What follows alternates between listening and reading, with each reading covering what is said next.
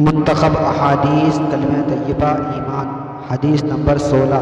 حضرت ابو لیلہ رضی اللہ عنہ سے روایت ہے کہ نبی کریم صلی اللہ علیہ وسلم نے ابو سفیان سے ارشاد فرمایا، ابو سفیان تمہاری حالت پر افسوس ہے، میں تو تمہارے پاس دنیا و آخرت کی بھلائی لے کر آیا ہوں، تم اسلام قبول کر لو، سلامتی میں آ جاؤ گے۔ حدیث نمبر 17۔ حضرت انس رضی اللہ عنہ فرماتے ہیں کہ میں نے نبی کریم صلی اللہ علیہ وسلم کو یہ ارشاد فرماتے ہوئے سنا، جب قیامت کا دن ہوگا تو مجھے شفاعت کی اجازت دی جائے گی، میں عرض کروں گا اے میرے رب، جنت میں ہر اس شخص کو داخل فرما دیجئے جس کے دل میں رائی کے دانے کے برابر بھی ایمان ہو۔ اللہ تعالیٰ میری اس شفاعت کو قبول فرمائیں گے اور وہ لوگ جنت میں داخل ہو جائیں گے۔ پھر میں عرض کروں گا جنت میں ہر اس شخص کو داخل فرما دیجئے جس کے دل میں ذرا سا بھی ایمان ہو۔ حدیث نمبر 18۔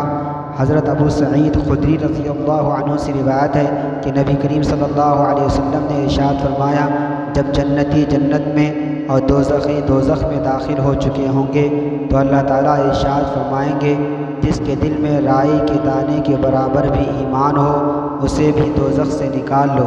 چنانچہ ان لوگوں کو بھی نکال لیا جائے گا، ان کی حالت یہ ہوگی کہ جل کر سیاہ فام ہو گئے ہوں گے، اس کے بعد ان کو نہر حیات میں ڈالا جائے گا تو وہ اس طرح فوری طور پر تر و تازہ ہو کر نکل آئیں گے جیسے دانہ سیلاب کے کوڑے میں پانی اور کھاد ملنے کی وجہ سے فوری اگ آتا ہے۔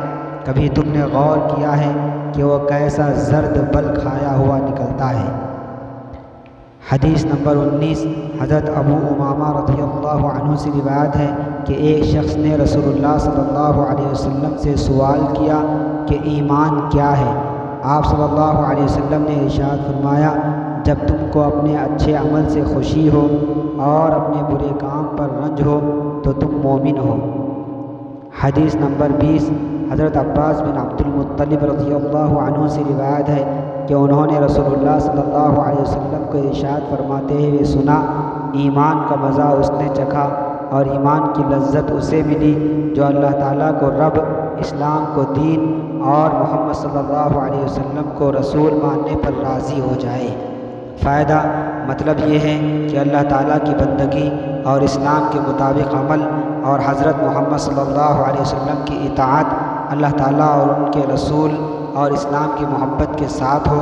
جس کو یہ بات نصیب ہو گئی یقیناً ایمانی لذت میں بھی اس کا حصہ ہو گیا۔